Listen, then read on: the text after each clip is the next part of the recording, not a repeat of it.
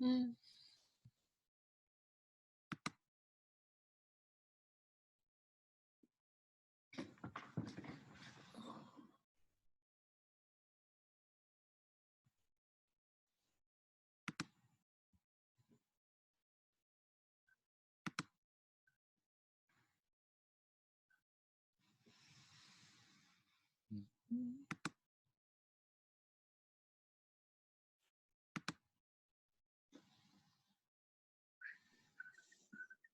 Hello, everyone. Good afternoon. How are we Good all? afternoon. How's everybody doing?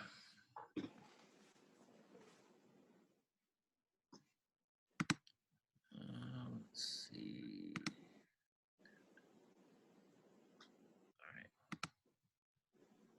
All right. For some reason, I guess it's not letting people in automatically. So I guess I'm going to have to let them in as they come in. Oh, okay. Everybody have a pretty good lunch? Yep. Okay.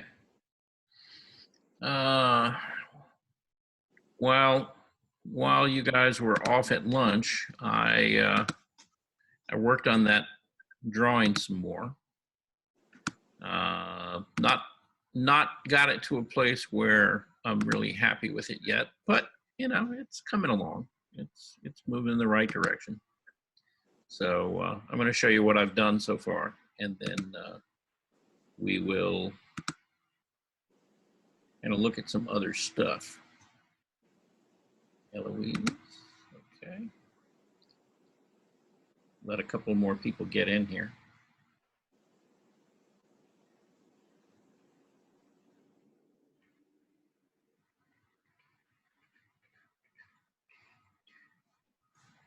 Because it seems like when I'm in the middle of sharing stuff, I can't go back and there's June. Okay. Let people in. I guess I need to get better at this, right?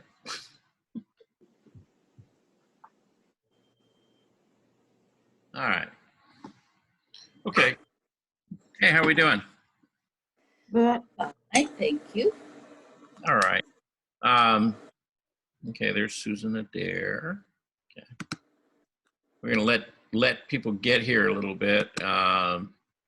It seems, for whatever reason, the way this is set up on this session, I've got to let people in. They're not automatically able to join. I'm gonna have to go back and change that setting so that people can do that. But I'm gonna try to get folks in here first, because it's like once I start sharing stuff, then I have a hard time going back and letting somebody in for whatever reason. Okay. All right. Well, we got about 10 of us here. All right. So everybody have a pretty good lunch? Anybody have a good lunch? Yes. Yeah. Okay. Yeah, it was okay. Okay. Yeah, it was. Yeah. All right. Well, I didn't actually technically have lunch. I ended up talking to my daughter, and she has come down with COVID, unfortunately. She works in the healthcare field, and so she got exposed to it and came down with COVID, and she's doing okay. You know, she's young, and so you know, she seems to be getting over it at this point. Hadn't had to go to the hospital or anything like that. She's been able to just kind of weather it at home. But you know, she works in a variety of, like, you know, different doctors' offices and like nursing homes, things like that. So she'll travel around from place to place. And In my class. yeah. So anyway, somewhere along the line, she got exposed to it and got it. And but like I said, I think she'll be okay. I am going to show you basically what it is that I have done since let's see. Yeah, okay, about right there. You know, since we went to lunch, I've worked on that drawing some more. And so here is kind of the result of that. And it's, you know, it's coming along. I'm not done with it. I'm gonna have a lot more work to do on it. But I think kind of where we left it is, you know, I got sort of the underlying structure, you know, and the overall proportions in the head. And then, let's see, where'd my cursor go? There we go. And then continue to develop it a little bit more. It's, you know, beginning to look like a person of some sort, you know. Again, you know, pushing values, you know, getting a little more material down there, you know, laying in a background to soften the contrast a little bit. You know, went back in, started actually kind of chiseling out some of the structure of the features, you know, on the face. And so I think that's kind of where we left it. And then, so went back in with some water, began to soften things a little bit, you know, adjust the values a little bit more, beginning to kind of take on the structure of the face. Is this watercolor or acrylic? Neither. It's graphite. Oh, it's graphite. Okay. Yes, it's water soluble graphite. Okay. See, and that's what we were talking about. Were you here this morning? No, I couldn't. I had to walk the dog and do some other things, and I just didn't get on. Okay. Well, what we were talking about is you can take charcoal, you can take graphite, and you can work with wet media like terpenoid, for example, to move. No, the smell gets me. I can't do terpenoid. Right. Exactly. Yes, that was the discussion. And so they've come up with these things like watercolor pencils, right? Right. Also, they've come up with, you know, water soluble graphite. And so you don't need turpentine or paint thinner or anything anymore. Right. And you don't have to Right. work with those fumes. It's much safer for people, but also, you know, it's a pretty flexible medium because you can move it around. You can re-wet it, soften it, you know, in places. You know, a lot of times everything's not going to totally go away, but you can Right. certainly soften it back. And it's so you can work back and forth with it, which I like.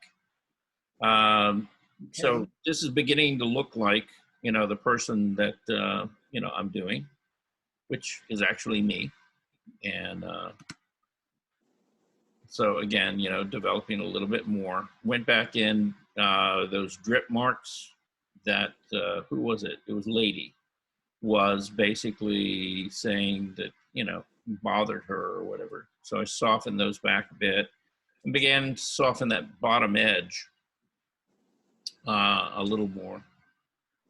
And then, you know, decided, okay, so I need a little more contrast, you know, in it up around the face. And it's like, what do I really want to focus on? And it's really that left-hand side, you know, the lighter part of my face, which right now, in value, doesn't look a lot different than the right side. And so there's more than one way of skinning a cat. And so what you do is you go back in and you lay in that darker value on that side. And now you see how it makes that other Lighter. appear to be lighter. It's all a matter of contrast, see? And so, you know, really without having to mess with that side of the face, by laying in that dark, you know, it emphasizes the light dark contrast, you know, on the form. So, you know, kind of worked on that a little bit, took it a little bit further, went back in, softened some edges, you know. At this point, I picked up actually a white piece of chalk just to knock in some brighter lights on it, and this is kind of where I ended at. And so, I've still, like I said, got some more work to do on it, by softening some things, softening some edges, things like that. But, it's beginning to, take on the feel, that I want in the drawing. And, there's a little bit of, drama between the light and dark. And, I'll keep working in the background, making that dark a little more solid, and maybe, transitioning that value around the head a little bit more than I've got it right now. But I'm happy with where it's headed right now, and for something, let's see, sum total, this has been about maybe 3.5 hours, okay, of work so far. So it's moving fairly quickly, and that's not a bad thing. Anybody got any questions about any of this? Yes, I do. This is Bob. Well, it's not a question. Mhm. I'm going to compliment your ability on your sales technique, because you come up with these nice drawings and these nice finished products, and so all of a sudden now I want to go out and buy some water soluble graphite. Oh, okay. Well, you don't have to go out. There is this thing called Amazon. And I know. Me and Amazon are really good friends. are you? Okay. Yes. Yeah. Or, actually, what is it? Binders. I think if you order, I want to say if you order over like $30 worth of stuff, they'll deliver it to your home for free. Oh my goodness. Okay. So, yeah, I think it's like a $30 minimum order or something like that. It's I'm a Prime member, so Amazon is really nice, grateful to me for, Mhm. and they'll send it free. Oh yeah, yeah. So yeah, it's there's really not much need, for people to head out in the world these days if they don't have to. And you can get almost anything delivered to your door now, including food, if you don't cook. That's one of the things that we've kind of discovered is, we used to go out and eat, and we go out every once in a while, but it's just as easy to order food and have it delivered, to your doorstep. And if you cook, you can order it raw and cook it. Well, yeah, you do it that way too. But yeah, I mean, if you just want something a little different, kind of want to break up the routine, you check with Uber Eats or DoorDash or Grubhub. Yeah, Grubhub, and I mean, in a half hour or 45 minutes, I mean, they can have your full dinner right there, In front of you. and you don't even have to talk to anybody. They'll take it, put it on your doorstep, ring the doorbell. It's already paid for. You've already paid for the delivery, everything else. They just drop it off and go. So, it's a wonderful world these days. Yes, sir. I got a friend that says she'll never go to the grocery store again. Yeah, I mean, in reality, you wouldn't really have to. I mean, you can, there's enough stuff out there that you could subsist, Right. in an area like this, pretty well. I don't know how that would work, if you're in the middle of Missouri, like in that place that I was looking at, or, I don't know how it's going to work like in Valley, Alabama, when I'm over there. But I'm sure that they have stuff, They got restaurants in Valley. They do. Yeah. Yeah. But I don't know about the delivery services and stuff like that, they generally do better in bigger metropolitan areas. Yeah. More populated areas. Yeah. Right. But yeah, we'll see. I'll be finding out soon. Anyhow, all right. So that's that's kind of what I did with that, and put that away. If lady is still bothered by the drips, you can put a little white over it and cover them up. I could, but I actually took water and I softened them. Yeah, I know. I was just messing with you. Yeah, I mean, they kind of they didn't quite totally go away, but they kind of went away Yeah, quite a bit. for the most Let's see, we've got more people wanting to get in here. Okay, Lon and Lynn.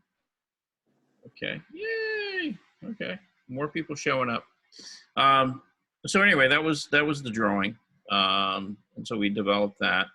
I tried going to my county email. Evidently, they're having issues with that today. So if you guys sent me something, I apologize. I was not able to get it because I haven't been able to get on the county email all day. But I am going to show some stuff. Let's see if anybody is here. Yeah, I don't see Jacqueline, and I do see John. Right? Is John here? No, actually, John's not here yet. Okay. I've got a couple pieces by June, and she's here, so we'll show those. And then Wanda's not here yet. All right, so June, we'll start with you. And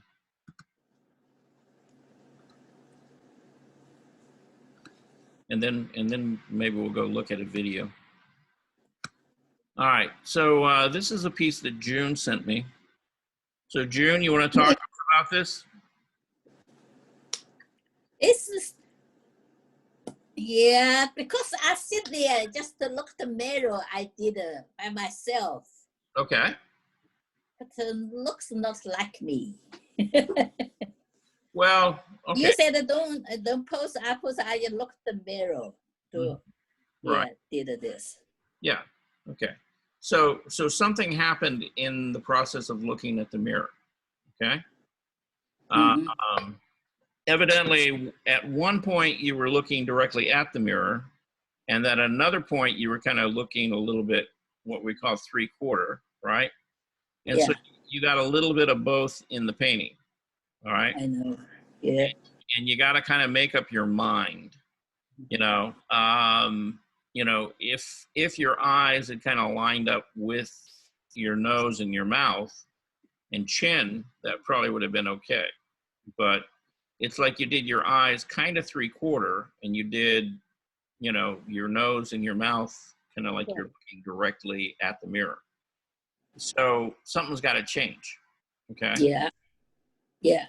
So you either got to get the eyes to line up with, these two, or you got to repaint these two and move them over so that they fall in line and it looks like a 3/4 view. Correct. Yeah, Right. I did some change, but I didn't send to you. Oh, you did some changes already? Okay. Yeah. Which way did you go? Did you make it look more directly at you, or did you make it more 3/4? Yeah, I make a little bit this, more 3/4. Okay. Yeah.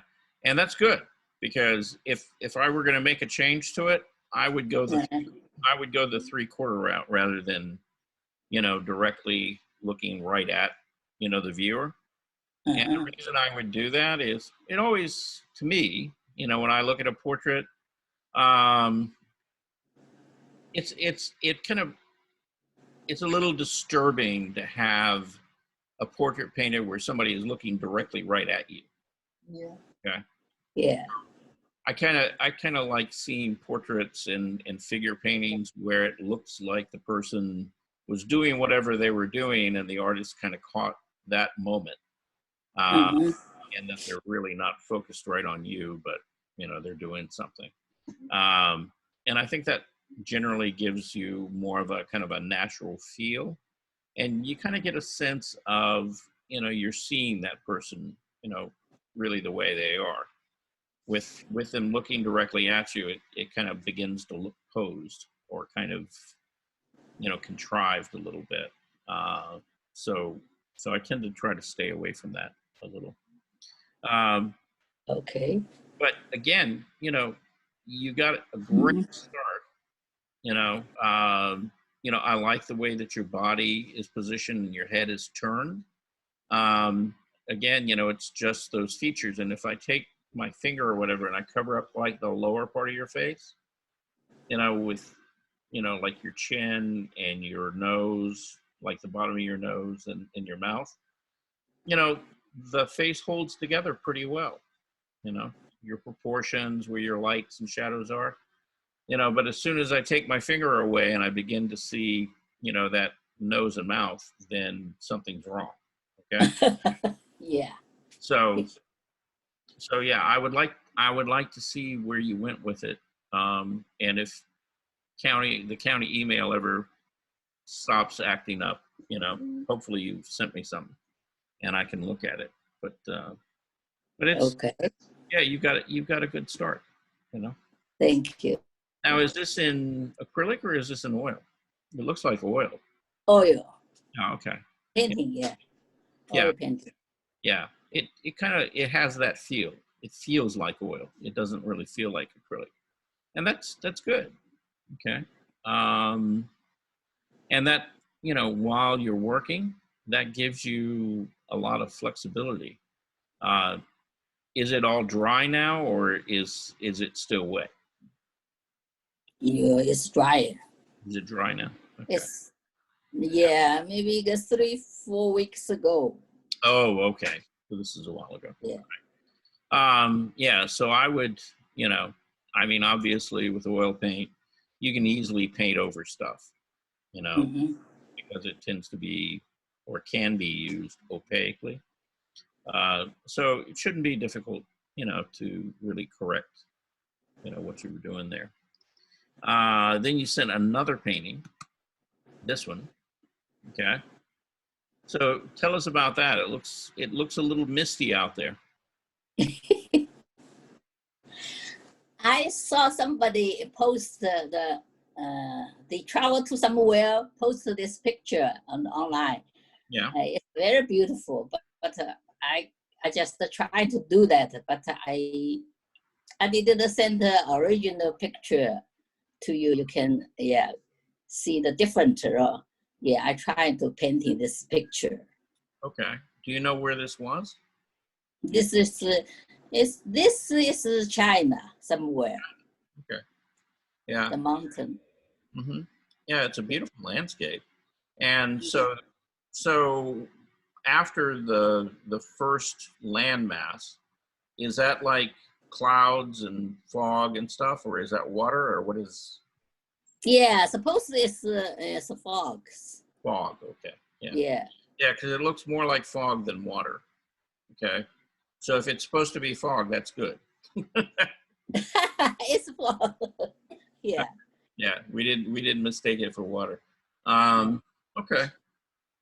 Yeah.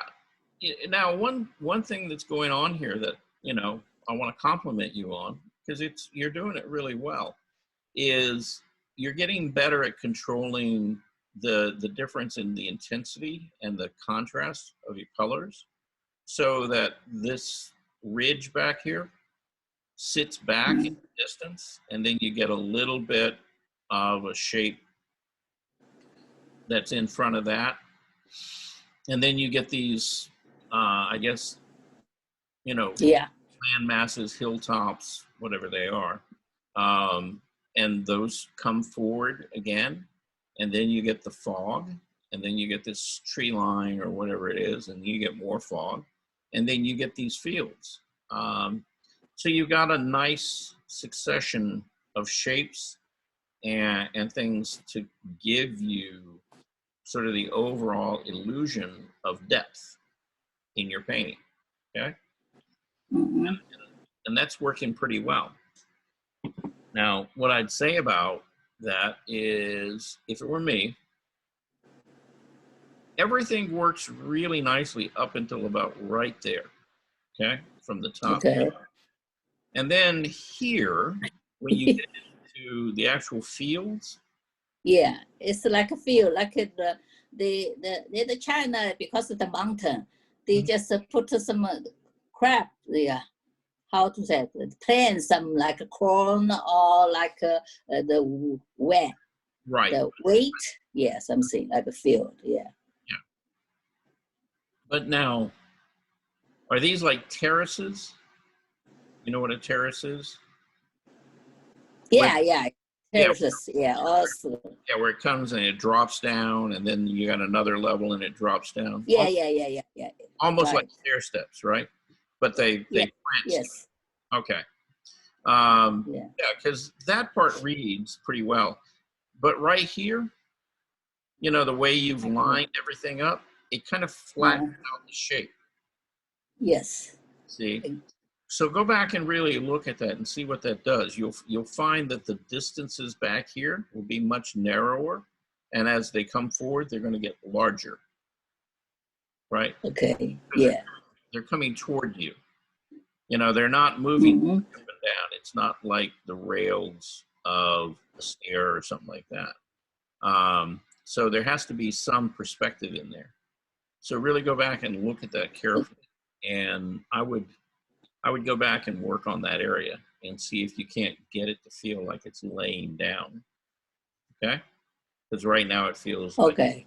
it's you know, vertical, straight up and down, all right? Yes. Okay. Yeah. Yeah. So just look at that real Thank carefully. you. If you have questions about that or whatever, then, you know, just let me know. And, you know, we'll work on that together to kind of figure that out. Okay? Okay. Okay. All right. Wanda is not here. Let's see. Let's stop for a minute and see. Is anybody else coming in? Nope. Yeah, I don't see anybody waiting. Okay. So June, you were the only one around who actually sent anything in. All the rest of the people are not here. You know, John's not here. Jacqueline's not here. But this is some of the pieces that they sent. Jacqueline sent these a couple of weeks ago, and they're interesting pieces. You know, I don't know her well, and I don't know a lot about her background. But you know, she's got some really nice pieces. They're a little bit on the primitive side. Kind of remind you of like there's an art movement called outsider art, and her things kind of fall into, you know, that category, you know, as far as the style and the approach. You know, but really, really nice pieces. Then John did a still life, and really like this piece. It's really quite nice. It's a watercolor. And about the only thing that I would say about this one, You gonna show it? pardon? Are you gonna show the watercolor so we can see it? Oh, I thought I did. No, we can just Not see online. you. No, I'm just talking about them, right? Okay, I'm Oh. sorry. I'm so sorry. Yeah, I thought I was just clicking on through them. Yeah, there's the watercolor. Okay. All right. Yes. Everybody see that now? Yep. Yep. Yeah. Okay. Yeah. You saw yours though, right? June? Nope. No, we didn't see hers either. You didn't see June's? Nope. Oh, We saw June's. I mean, I Yeah. did Yeah. June. okay. All right. Any of hers. okay. Yes, I did. I saw the last one with the black lines. I saw the ones with the black lines. Yeah, But I didn't see that was June. that one. That was June. Yeah. Yeah. This is I another thought you did more than one. That's the reason that's the only one I remember seeing. Okay, well, this is John's. Okay, and again, it's a watercolor. And what I was going to say, the only thing about this is I want to see him push the values on it a little bit and get some, you know, some more indication of where the light and where the shadow are. Sorry. And kind of the same thing, you know, here in the watercolor of his this landscape. I'm kind of guessing, and I could be wrong, you know, but I'm kind of guessing it almost looks like a night scene because of the way the cabin and the buildings are lit up. Either that or it's a very, very cloudy day. And if that were the case, what I would do, you see how bright this is back here, the watercolor paper? You know, he just kind of where he left his whites.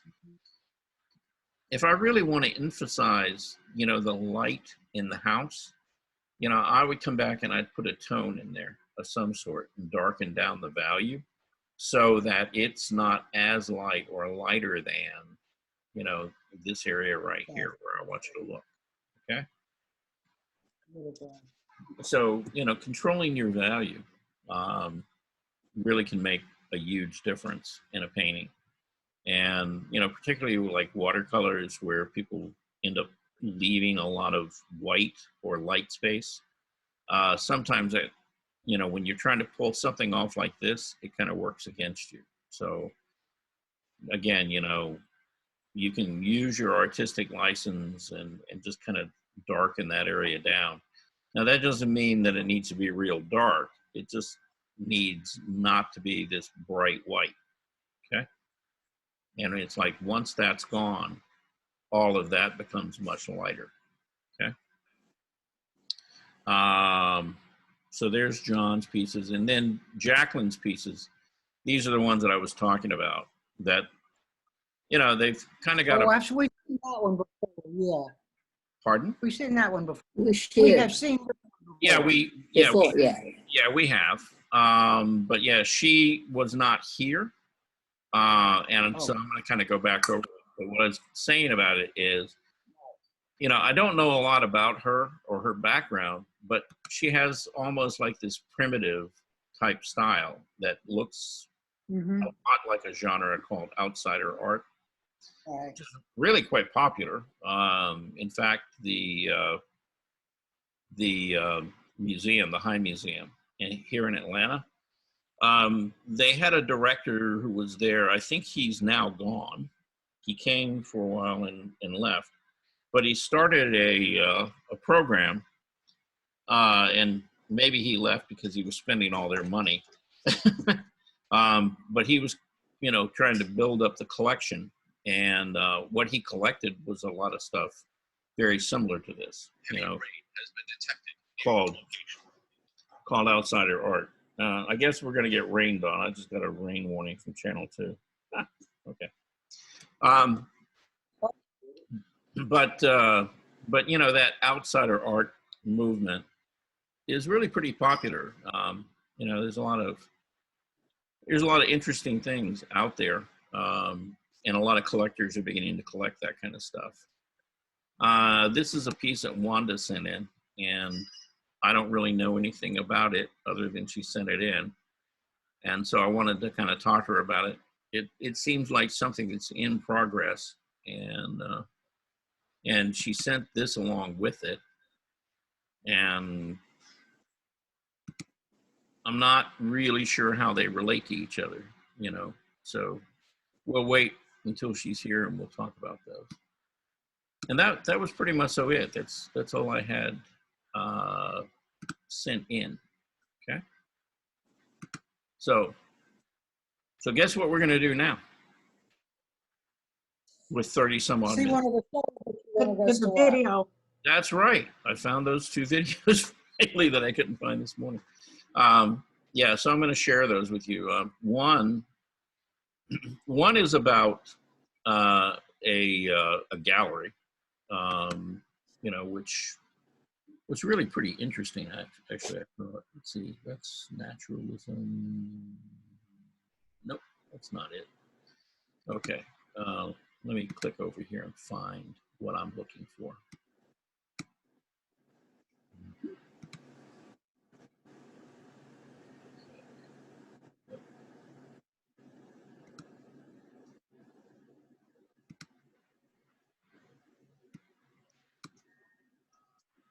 Well, okay. There we go. All right. That's the one we want. And how do we get out of this? All right. Let's try this again. Screen share. Yay. Got it. Aha. All right. So I'm going to run this for you. And what is it? It's about 14 minutes. But it's well worth looking at, and you'll see some interesting pieces here. So away we go. Everybody can see it, right? Right now, I just see Yeah. a rectangle, but yeah, it's up. All right. Painted gallery. Why do artists do what they do? What are they hoping for? I was privileged to see for myself how these questions might be answered. On Thursday, I was at the Stanley filming the work of the 7 exhibition and waiting for the artists to arrive. A young woman came in, and after looking carefully at the whole show, planted herself in front of a large painting by Mary Spinelli. Mary, how does it feel to walk into an art gallery and see a red dot? It's marvelous. It's wonderful. Best thing that has happened to me in a long time. That woman just loves your work. I'm thrilled about it. I really am. It's great. I've always worked out in bedroom. I've never had studio separate in another building. Yeah. I've gotten used to it now. If somebody said you could have a great big cavernous studio away from your home, I'd say no. Yeah. I'm fine the way it is. Yeah, I love that even more. You said you paint in a very small studio, Yes. but how do you do a big one like that? I worked on quite a large table for all my pieces because I like a hard surface. Everything is on 4-ply ragboard that I've gessoed. I will go from the table, flat, hard surface, up to a wall sporadically to work on it. And then I can step back from it and look at it and make changes. But then it goes right back to the table. And when I get that large, the 40 by 60s, it's a little difficult. Your paintings always seem to me to be of places, but sometimes the places are of another world. Everybody says that, and I love hearing that because that's inspiring to me to look at skies or anything from nature. Aside from the work itself inspiring me, I love sunsets, clouds, everything like that. Hi, I'm Bruce Samuelson, now participating in a show at the Stanek Gallery. I asked Bruce about how he connected with the gallery, and Catherine Stanek chimed in. We were doing our first exhibition called Inspirations, and it was about the people who inspired our work, and you're among them. That's how we came and invited you for the first time. So how did you inspire her? Are you some kind of a teacher or something? No, I teach at the Academy for about the past 43 years. But Catherine Stanek was one of my favorite students. Inspiration goes both ways. You're a painter and she's a sculptor. Well, I'm a frustrated sculptor. I almost went into sculpture at the Academy in the beginning. It's interesting you said that because your paintings are very three-dimensional, the forms at least. Well, I look at sculpture just as much, if not more than painting, for inspiration. Michelangelo, Rodin, Giacometti, and Henry Moore. The way the forms in your paintings meld into each other, they're very atmospheric. How did you develop that style? I was a student at the Academy and couldn't see the model. Out of frustration, I found a corner of one of the other studios where no one was and invented my own figure. And I presented that for a crit to my mentor, Hobson Pittman, and he sort of freaked out on it and inspired me to continue investigating through my imagination. I continued to work from the model in the classroom, but I always found time to explore making up the figures and seeing where they would take me. And yet there are references to pretty accurate anatomy in your paintings. Well, for years, I always drew quite heavily from the model for pleasure. The answers are always in front of me. It built my vocabulary. But I began not using any of those drawings for the work itself. It was just to build a reservoir of information. I might be inspired by a work of art, but usually I work pretty much out of chaos. I begin really with a mess until it suggests something to me. And you live in Bethlehem. Were you born in a manger? Yes, I was. Dan Miller. Let Bernice in. I'm going to let Bernice in. But I got to stop this to do it, unfortunately. So we'll go back to it just in a minute. Let's see. There we go. 3 waiting. Okay. So we're going to let John in. Okay. Did everybody come in? All right. I'm here. You're here? Yay! Hey, made it. Okay. All right. Did Bernice get in? Yes. Yay! Okay, Bernice. All right. So we're gonna go back. We're gonna go back to sharing. We were in the middle of the video, so we're gonna go back to doing that. Now that we've let some of you in. yes, resume share. That's what we want to be doing. Okay.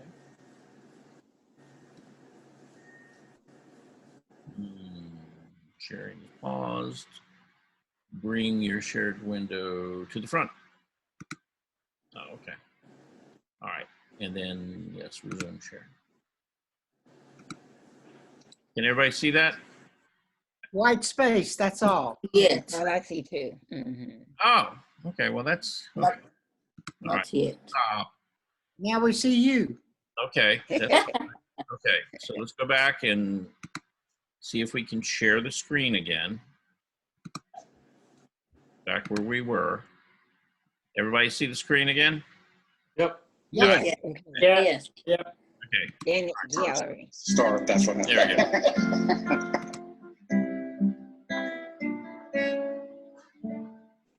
My name is Bernardo Siciliano. I'm a painter. I'm living in New York. I paint things and people I know well, friends and places nearby, an autobiography of my daily life. So I paint portraits of myself, people I know very well. The street nearby my studio, my apartment. Dumbo, it's under the Brooklyn Bridge on the coast, facing Manhattan. This is my brother, my niece, and my daughter. The other pictures are two spots in Dumbo. One is a parking lot in my building studio, and the other one is the block between my studio and my apartment. I painted that block many, many times, day, night. I also use photos, but I prefer to work from life. So when I paint cityscapes, I need to see the scene as much as possible. So I stand in front of it for so long, and I make drawings.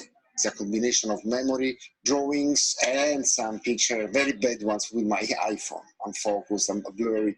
Pastel, oil, what are they? Mixed media. It's 90% oil, and then there are some wax pastels, some pencils. Yeah, that's it. Do you prefer New York to Rome? I came here 20 years ago, so it's not about choosing. It's just I live here. So I was living in Rome for sure. I was painting Rome, but Rome is difficult to paint. It's full of curves. The beauty of New York and American cities is that everything is like square and very geometrical. That turns me on for paintings, for images, very much. You seem to like to paint stuff that's not picturesque. I would like to avoid postcards, feelings. So if I go to Rome, I'm not going to paint the Colosseum. Same thing here. I'm not going to paint the Empire State Building. So I prefer to paint things that are really related with my intimacy. There were two artists in the show whose words I did not get to record. Francis DeFranco was at his home in California. His paintings of structures in strange and empty spaces are beautiful, mysterious, and painstakingly crafted. He combines different media. His large ones are often oil over watercolor and gouache on panel. Though intensely realistic looking, there's something almost dreamlike about his vision. We see a train seemingly halted in the middle of nowhere, and then there are two pictures where the subject is immersed in black. There's a humble shanty in blue. What is its function? Have its people long gone? And a boat stuck in black water, reflecting itself into a deeper enigma.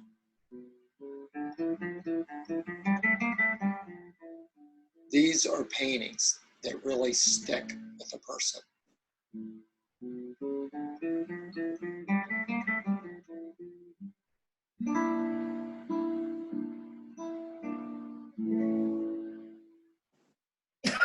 One artist would talk to me, but not on film.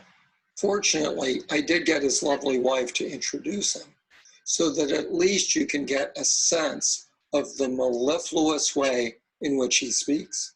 Excuse me, sir, what's your name? I am Valerio Dospina. He told me he obsessively takes and collects photographs. Valerio based this painting on an archival photograph of the Titanic and another ocean liner under construction. This painting of a factory is from the southern Italian town in which he was born. I learned that Valerio has a major fear of heights. He told me that this painting is a view from the top of the Empire State Building. He gets friends to surround him up there and take photos for him. He said he'd be afraid that sticking his arms straight out with a camera, they might fall off and hit someone on the ground. His tonal paintings of New York and other urban areas are alive with dynamism. I love the energy and movement in his art.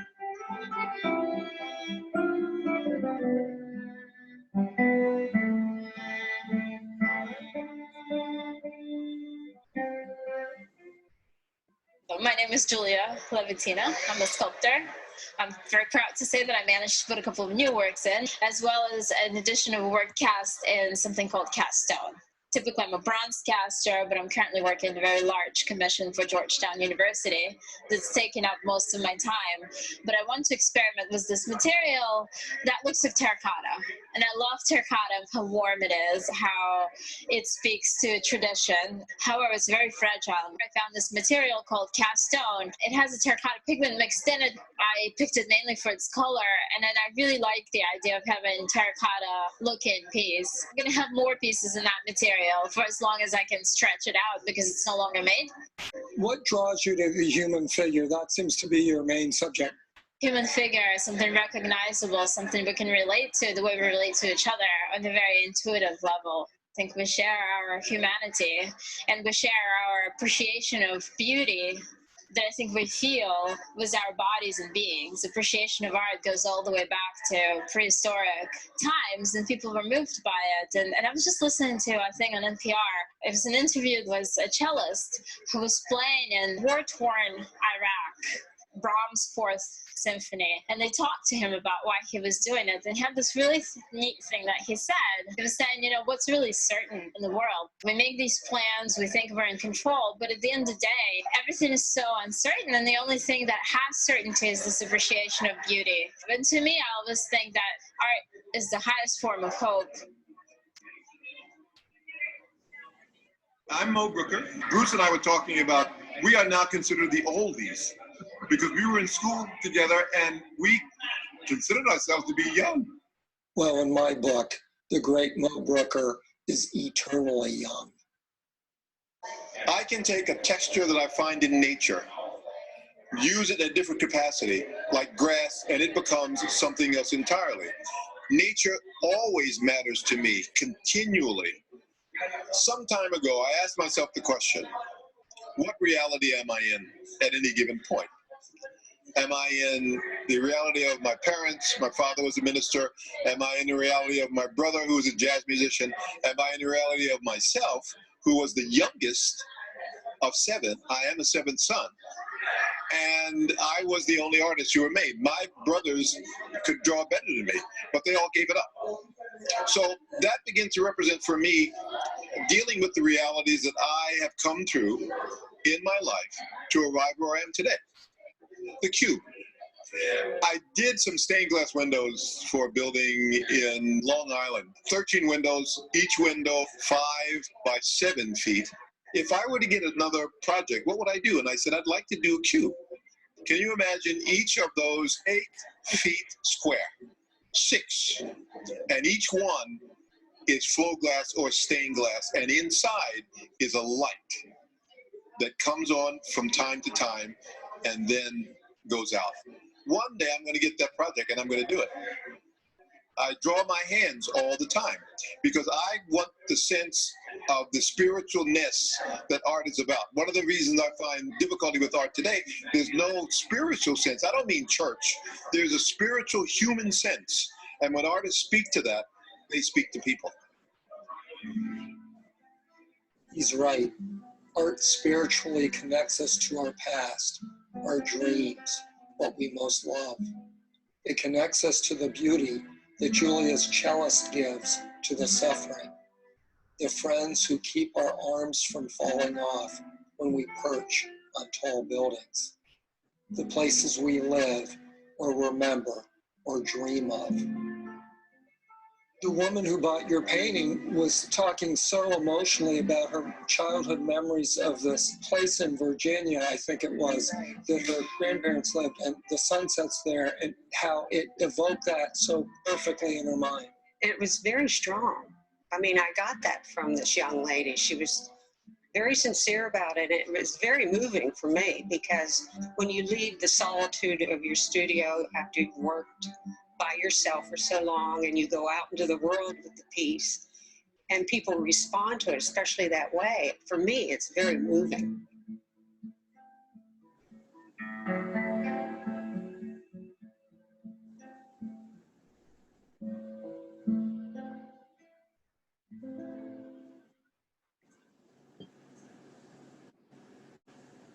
There we go. Okay. So good, Charles. Do you guys enjoy that? Yes. Yes. Yes. Okay. Well, that, you know, you got to see some interesting work there, and, you know, hear a little bit from the artist about, you know, what they were working with and their ideas and kind of their, you know, their focus. Big world out there. You know, there's lots of stuff to talk about. And, you know, it's like as you get around, you look at more and more artists out there, you know, you begin to discover that there's possibilities for the things that you're concerned about, the things that you know, I guess, kind of focus on or deal with in your life. And you can turn that into art, you know, and you can talk to people, you know, and actually reach people, and, you know, on a spiritual and emotional level, you know, because your experience as a person is valuable because there's other people out there kind of experiencing the same thing. So, you know, it's, you know, art is one of those things that, you know, it's not all just the technical aspect of it. A lot of times it's more the emotional part of it and how people relate to it. So, you know, I know that you guys don't get a lot of opportunity to go out and look at art right now. But, you know, there's plenty of opportunities right now online. In fact, you can go to several of the major museums like the Metropolitan Museum of Art in New York, I think Chicago Art Institute. You know, just look for art tours, you know, online. And there's actually like video art tours that you can go on of these, you know, different institutions, you know, showing their collection or, you know, current shows. That's also something that a lot of galleries are now doing, you know, because they don't have a lot of foot traffic. You know, they're reaching their clientele and other people who want to see what their artists are doing, you know, through like these YouTube videos. And so you can find lots and lots of opportunities to look at different art shows and things like that. And, you know, if you've got the time and you got the inclination, you want to sit, you know, for a little while and watch a few of those, that's always a good way, you know, to pass some time during the day. And, you know, you'll find things that inspire you. You know, for me, in looking at that, those were all, you know, really good, confident artists. And, you know, my love of the human figure, you know, the lady who was doing the sculpture, you know, I really liked her work a lot. And I really liked the Italian artist who was doing the cityscapes, for example. You know, Those are great. I love those. yeah. And, you know, I mean, everybody is a little bit different. You know, the African-American artist who was talking about his work, and, you know, doing the abstract pieces, but he was talking about how they kind of relate to nature, and, you know, that nature always being sort of the source for him. You know, again, you know, I'm not a huge fan of abstract work, but his work, you know, the intensity of the color and stuff like that were really inspiring.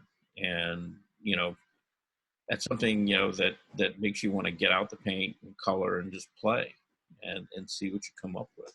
So many of those are displayed in galleries, and I think the average person doesn't go looking in galleries, private galleries. right. Yeah. Yeah. Not, You miss a lot. yeah. Yeah, you do. And that's, you know, and that's kind of why I would encourage all of you, you know, go online. You know, some of these galleries are actually, you know, videotaping their shows and, you know, interviewing artists, things like that. So there's a lot of stuff out there right now, you know, that you can view, and, you know, get a lot of different sources of inspiration. And, you know, I would always encourage you, it's always great to go back and look at museums, because museums have collections of work that are fairly broad and interesting. But, you know, personally, you know, I think that looking at private artists' websites, looking at galleries, things like that, much more interesting, you know, because you're looking at art that's being created now. You know, the things that they're talking about are things that we can relate to, you know, because it's things that, you know, the same things are happening to us that are happening to them right now. And so we're all kind of living through, you know, this phase of history, and the things that they're going to talk about, you know, I think a lot of you will recognize and be able to relate to. So I guess what I'm trying to do is I'm trying to encourage you to broaden, you know, where you're looking, all right, and who you're looking at. You know, because there's, you know, I'll still make the argument that probably some of the best art of all of humankind is being made right here today. You know, and the problem is, it's like, how do you get connected to it? You know, how do you get connected to the people who are making it? And you know, that's the difficulty. But through the medium of, you know, the internet, you know, we get to see things from all over the world, and it's you know, there's all kinds of sources that you can connect to it. How many of you are on Facebook? I am. Me too. Nope, not me. Not me. Me. Yeah, well, you know, I mean, people have a variety of feelings about Facebook. You know, I'll tell you right now, you know, there's things I like about it, you know, and there's things that I don't like about it. You know, but I think as an artist, speaking for myself, you know, it's one of those necessities in my life, you know, that I have to stay connected to. And the reason for that is it gives me an opportunity to talk to people, you know, other artists, and just, you know, regular people all over the planet, you know, to look at their work, you know, to engage with them, you know, in conversations about what they're doing and why they're doing it. So it's been really an invaluable tool for me.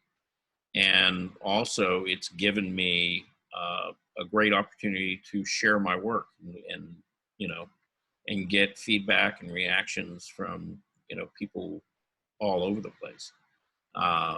You know, I've made a lot of artist friends who, you know, I'll probably never get around to meeting in my life, because some of them live in places like Tibet or China or Japan, or, you know, even in Africa or the Middle East. And so, you know, those are places that I'm probably not going to travel at this point in my life. And so, like I said, I'll probably never get to meet them, but we can connect to each other you know, through Facebook, through the internet. And, you know, that's a valuable tool, you know, to share ideas and share work and you know, you know, art's one of those things that regardless of your language skills, you know, people can still relate to even if they don't, you know, speak, you know, your language. So, yeah, that's just my thought on it. Anybody Charles? Yeah. This is Bob. Just have a comment. Basically, I had a second home in Naples, Florida for a number of years. And that is a hotbed of artists community, the Fort Myers, Naples area. And on the main drag in Naples is a street called Fifth Avenue. And there must be 15 or 20 small galleries that are on that street or just off of that street that are fantastic. I mean, they're probably no more than maybe 3,000 or 4,000 square feet, if that size. But some of the artwork down there is absolutely phenomenal. And I used to really enjoy going down there and just wandering through the galleries. And the gallery operators are pushing me to buy this and buy that. Yeah, that's what they do. Yeah, that's their job. That's why I think the average person doesn't go into a gallery, because of that almost pressure. Yeah, but you get over it quick. You really do. I mean, basically, you start a conversation with them, and they'll really just load you up with so much information. It's fantastic. Yeah, they will. And, you know, at the same time, you know, if you really don't engage with them in a conversation, they'll also leave you alone, you know, and let you just kind of mess around and look. You know, they're pretty good at reading people, you know, and whether or not, you know, people want to engage in a conversation or not. So, you know, but they're going to try. You know, it's kind of like walking onto a used car lot, right? You know, you walk onto a used car lot, and before you know it, somebody's standing behind you, you know, asking you, you want to buy that car? So, you know, same kind of thing. But again, you know, it's how you respond to people. You know, they're gonna kind of get a read on whether you're really, you know, interested in having a conversation or whether you just want to be left alone, so you can kind of look at things. Ken. And they'll back, Ken. you know. Anybody got anything else? Anything that we want to talk about before we all go away? It's 3:01. Thank you for providing this. I enjoyed it thoroughly. Okay. And you're Sharon, right? I haven't been here in a long time, but yeah, I see Bernice's drawing there. It's beautiful. It is. It is beautiful. So you've shown all the pictures already. Yeah, I know. Bernice it's my next step. I do profiles only in pencil. Yours is my next step.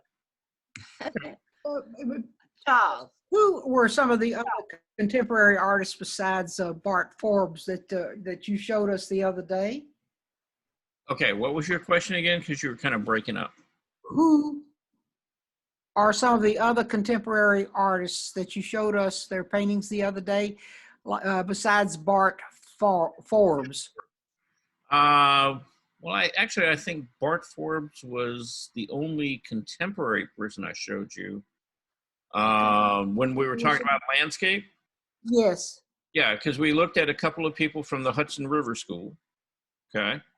Well, that's the one I missed. But in between that show but it was on the same day. You must have 3 or 4 different artists in that group you showed us the other day. Yeah, there were a couple of different artists in there, and trying to remember their names.